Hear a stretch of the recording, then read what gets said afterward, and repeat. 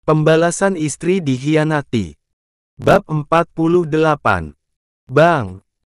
Pekik Meli tapi tak dihiraukan Rendra yang berjalan cepat ke arah luar.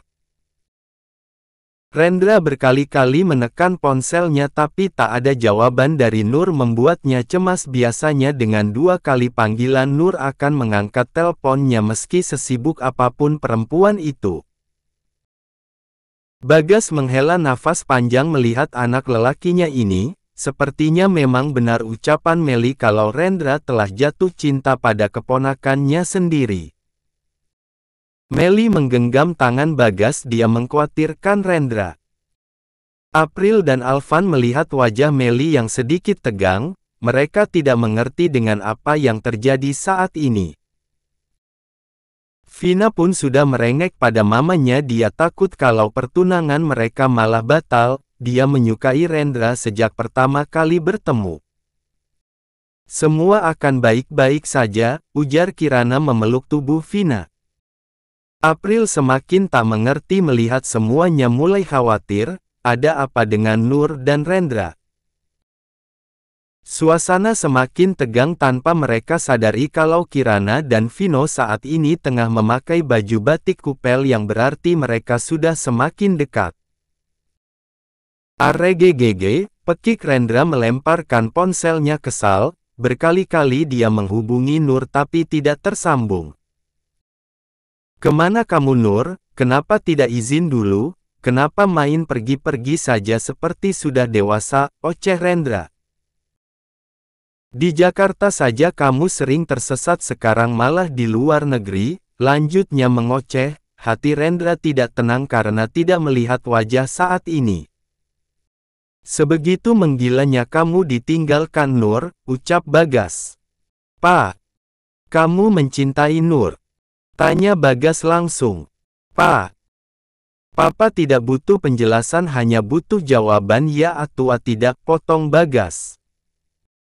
Lelaki sejati akan berani bertanggung jawab dan mengakui perasaannya.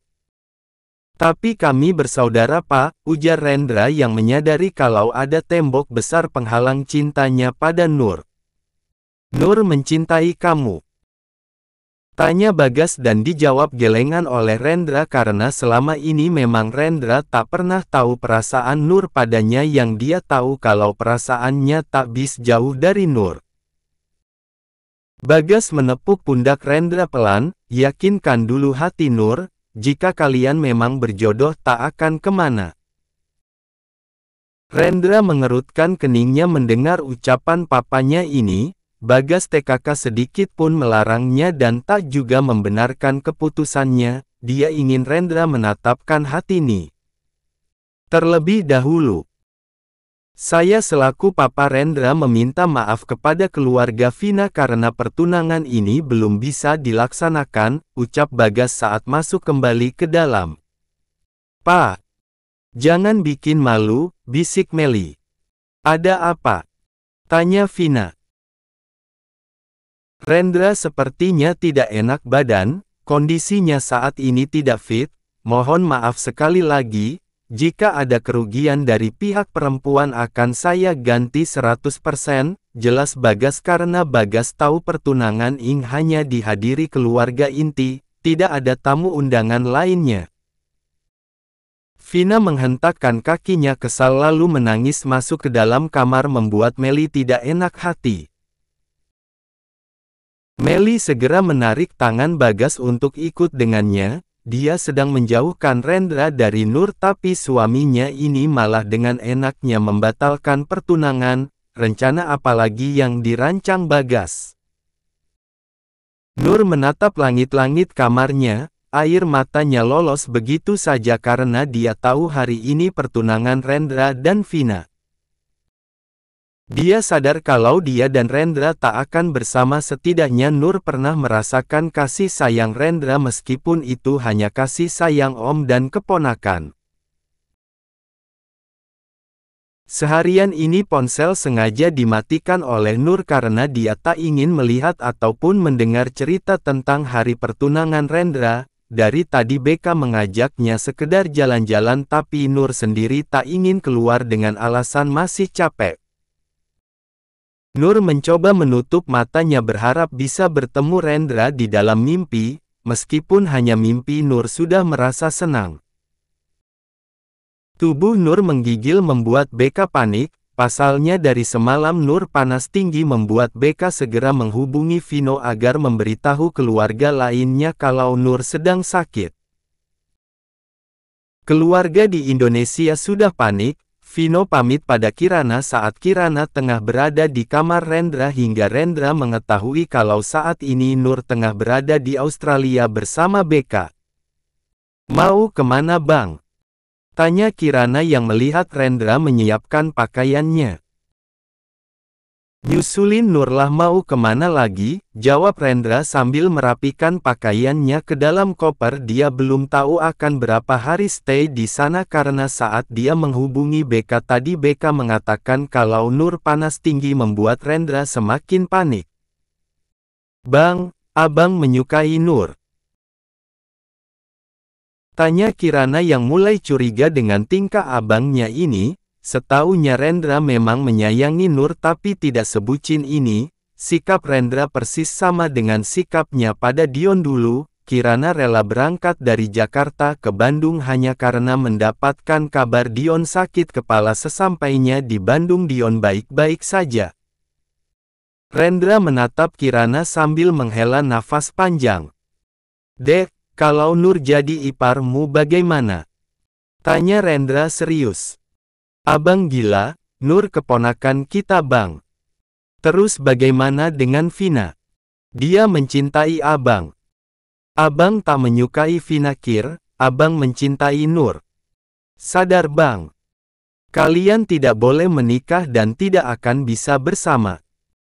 "Tapi papa tak menghalanginya jika Nur juga mencintai abang dek," tekan Rendra. "Abang yakin Nur mau menikah dengan omnya sendiri? Abang yakin Nur bisa menerima bulian dari semua orang?" tanya Kirana membuat Rendra tak bisa menjawabnya karena memang belum ada kata cinta antara om dan keponakan ini. Kirana menggelengkan kepala tak mengerti dengan apa yang ada dalam pikiran abangnya ini. Apa cinta membuat orang lupa akan status sosial mereka jika ia benar-benar dahsyat kekuatan cinta?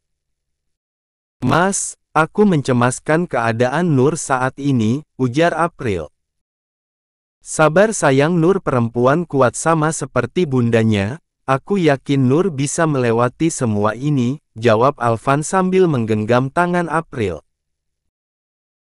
"Tapi aku tidak mengetahui apa yang terjadi dengan anak kita mas. Batinku mengatakan kalau Nur saat ini tengah bersedih." Isak April membuat Alvan merasa bersalah sebagai ayah tak peka dengan putri mereka.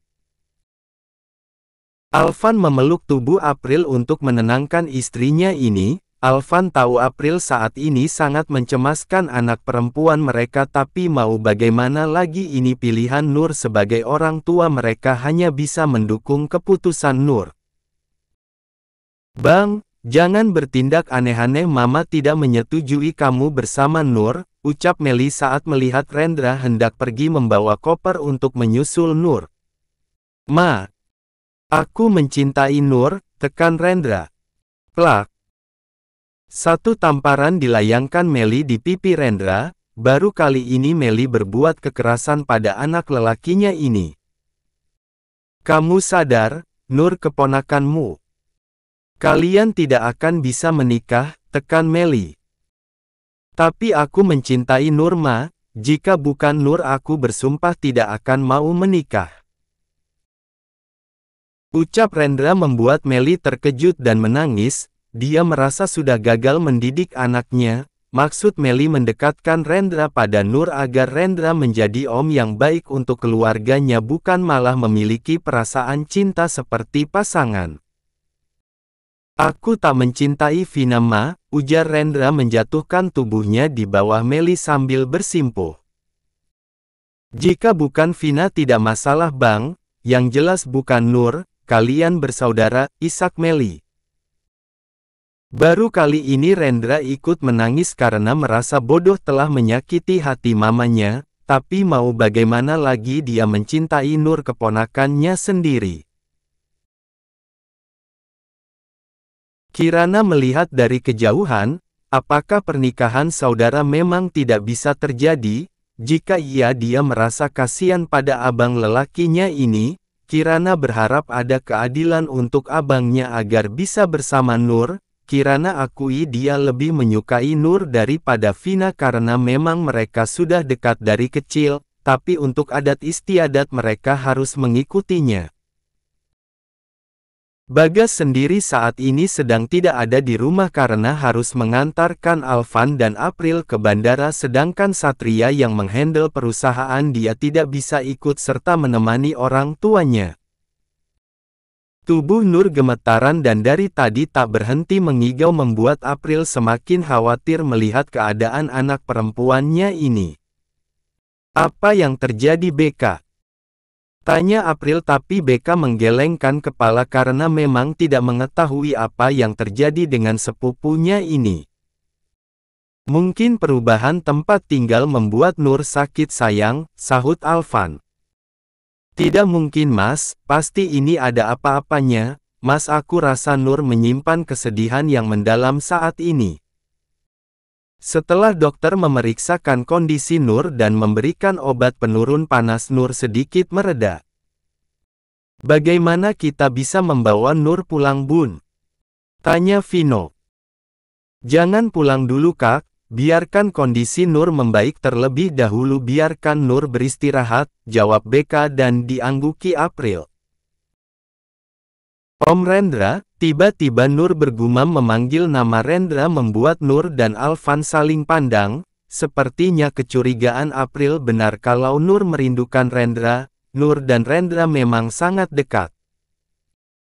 Vino mencoba menghubungi Rendra karena dia tahu kalau Rendra saat ini tengah menyusul mereka ke Australia. Pak, kita harus cegah Rendra Pak, ajak Meli. Ke Australia? Tanya Bagas. Ya, Ma. Jika memang mereka berjodoh percuma kita memisahkannya, jawab Bagas. Apa kamu mau menikah dengan saudara Pak? Di keluargaku itu tidak boleh, tegas Meli. Ma, awalnya aku memang tak ingin berbeda dengan Alvan, tapi kamu bisa lihat kan kegilaan Rendra, dia bisa berbuat apa saja untuk bersama Nur. Mama tak habis pikir dengan kamu Pak, membiarkan anak sendiri menikahi keponakannya, apa dunia ini akan kiamat, kesal Meli. Bagas menghela nafas panjang melihat ocehan istrinya ini. Ma, izinkan Rendra menikah dengan Nur, itu kebahagiaan mereka. Gila. Sampai kapanpun aku tak akan mengizinkannya Pak, tegas Meli. Mas Heru bukan kakak kandungku Ma, dia anak panti yang diadopsi keluargaku untuk pancingan. Saat itu Papa dan Mama menginginkan anak dan mereka mengadopsi Mas Heru yang saat itu berusia 10 tahun. 5 tahun mengadopsi Mas Heru barulah aku lahir. Itulah kenapa usiaku dan Mas Heru jauh berbeda, dan untuk membalas jasa keluargaku Mas Heru mau dijodohkan dengan Mbak Fatma, anak dari sahabat Papa. Jelas Bagas membuat Meli terdiam. Mas, kamu sedang bercanda? Tanya Meli serius.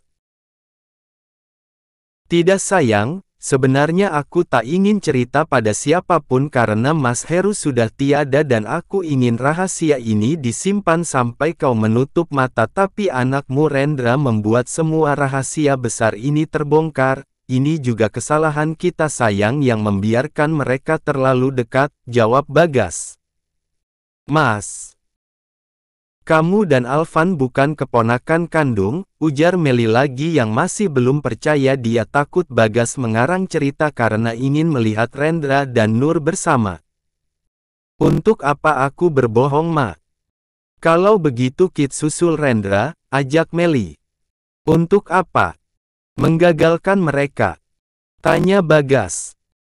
Untuk merestui mereka Pak, aku bersalah pada Nur.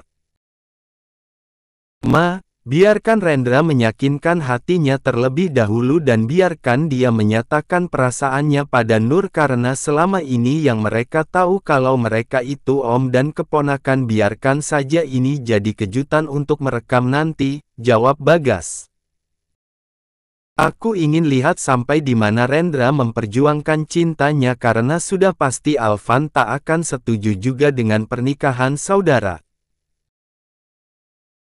Meli diam sejenak. Bagus juga kalau Rendra diberikan tantangan daripada langsung direstui bersama Nur, tapi Meli merasa bersalah karena sudah membiarkan Nur terluka olehnya. Nur perempuan baik, dia pun menyukai keponakannya itu, apalagi Kirana yang memang sudah dekat dengan Nur dari kecil.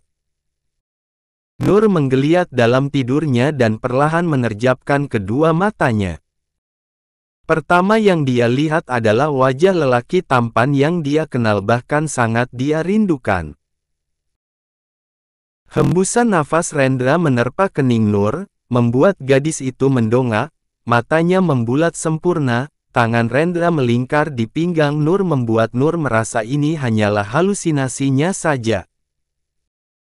Oh Om Rendra, Nur begitu terkejut saat dirinya berada satu kamar bersama Rendra. Apa ini mimpi indah, batin Nur sambil mencubit pipinya sendiri. Au! Ringisan Nur membuat Rendra terbangun. Kenapa? Apa ada yang sakit? Tanya Rendra khawatir. Pergi. Pergi. Kenapa kamu selalu ada dalam pikiranku, hingga aku sudah menjauh tapi bayangan kamu selalu datang, usir Nur sambil menepis tangan Rendra yang hendak memeluknya. Semalam Rendra yang menjaga Nur karena Nur terus mengingau memanggil namanya. Nur. Kenapa sayang? Apa yang terjadi? Tanya Alvan dan April yang ikut masuk ke dalam kamar melihat Nur yang sedang histeris mengusir Rendra. Kamu sudah bangun, Dek? Suara serak Vino yang ikut terganggu karena pekikan Nur. Vino juga ada di kamar itu tapi Vino tidur di sofa karena tak mau mengganggu Nur yang tidur nyenyak di sebelah Rendra. Saat Rendra datang Nur langsung sembuh, aroma tubuh Rendra mampu membuat panas Nur berkurang hingga Vino membiarkan Rendra tidur di ranjang bersama Nur. Sudah tidak panas, syukurlah kau sudah membaik, ucap Vino, sambil menyentuh kening Nur membuat Nur seperti orang bodoh saat ini. Kenapa semua anggota keluarganya ada di sini, bahkan ada Rendra? Apa yang terjadi, pikir Nur yang baru pulih pagi ini. Nur menatap Rendra nanar, apakah ini memang bukan mimpi, apakah ini nyata? Hei, kenapa menatapku seperti itu? Tanya Rendra.